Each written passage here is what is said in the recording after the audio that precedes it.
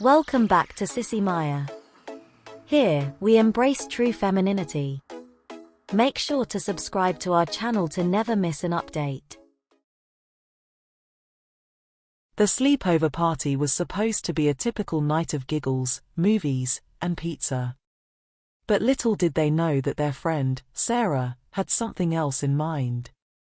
She had invited all 5 of them to her parents' vacation home, which was rumored to be haunted.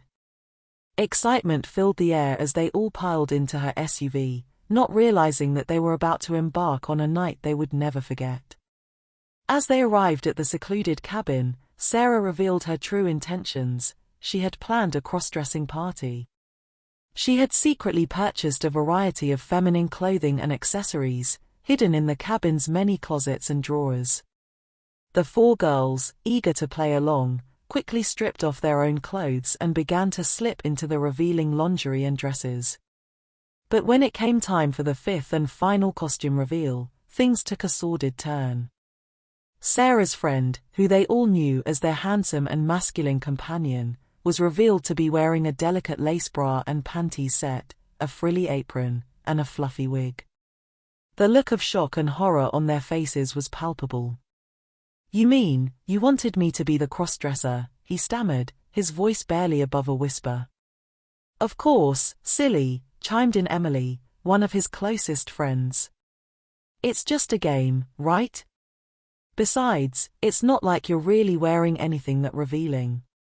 She gestured to his exposed chest, now adorned with a lacy pink push-up bra.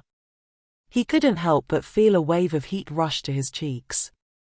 "Well," added Jessica, another friend, "at least you look kinda cute in that outfit, right?"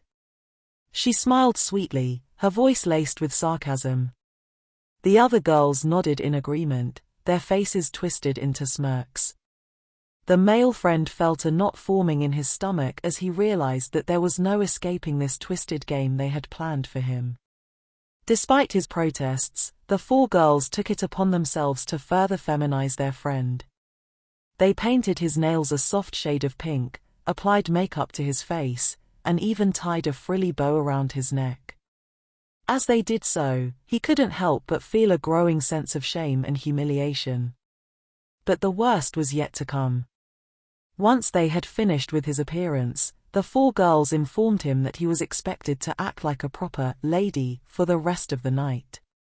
They made him sit with his legs crossed, taught him how to walk in high heels, and even made him practice curtsying. Throughout it all, he could feel the heat of embarrassment burning in his cheeks. The night progressed, and the group of friends settled down to watch a horror movie. As they laughed and screamed at the screen, the male friend couldn't help but wonder if this was some kind of sick joke. He glanced over at the other girls, who were now openly giggling at his expense, and felt a surge of anger and betrayal rise up within him. But he knew there was nothing he could do. They had trapped him in this nightmare, and there was no escape. As the hours ticked by, the alcohol began to flow freely, and the girls became increasingly rowdy. They dared him to act out various feminine roles, forcing him to strut around the room like a runway model or giggle coquettishly at their every word. The male friend's heart raced with humiliation, but he did as he was told, afraid that refusing might make matters worse. Finally, exhaustion set in, and the group retired to their sleeping bags. The 4 girls giggled and whispered as they pulled their blankets up around their shoulders, clearly enjoying the power they held over their friend. The male friend, feeling more alone and isolated than ever before, curled up into a fetal position and closed his eyes, trying desperately to block out the taunts and laughter that filled the air. The next morning, the group awoke with the first rays of sunlight streaming through the cabin's windows. Groans and complaints filled the air as they struggled to remove the layers of blankets that had piled up around them.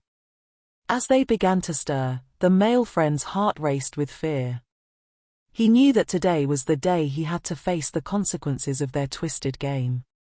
"So," Emily said, her voice sweet but laced with malice, "do you think you're going to be able to make it home wearing that skirt and bralette?" She gestured to the skimpy lingerie he still wore beneath his sleeping bag. The other girls snickered, enjoying the discomfort their friend was experiencing. The male friend felt a lump form in his throat. He wanted nothing more than to rip off the revealing clothing and dress in something more appropriate, but he knew that would only make matters worse. Slowly, he crawled out from under his sleeping bag, revealing himself in all his feminine glory. The girls giggled and pointed, their eyes lingering on his exposed chest and legs. "Come on, guys," he pleaded, his voice cracking with embarrassment. "This was just a joke, right? Can't we just forget about it?" But the looks on their faces told him everything he needed to know. They weren't about to let him off the hook that easily. With a sigh, he began to gather up their belongings, carefully folding their clothes and packing them away. As he did so, he couldn't help but feel a sense of shame and betrayal. He knew that he would never be able to look at these girls, or himself, the same way again. The weight of their deception hung heavy in the air, a constant reminder of the cruelty they had inflicted upon him. Finally, it was time to leave. The four girls exchanged knowing glances as they watched their friend hobble out to the car, his hips swaying unnaturally in the skirt. They waved goodbye, their smiles not quite reaching their eyes, and then turned back toward the cabin, already scheming their next twisted game. As the car pulled away, the male friend felt a tear trickle down his cheek. He knew that he would never be able to trust anyone again, not after what they had put him through. And yet, somehow, he couldn't bring himself to hate them either. The memory of their laughter and the way they had made him feel, it was all so confusing. He just wanted it all to be over, to go back to the way things were before. But he knew deep down that things would never be the same.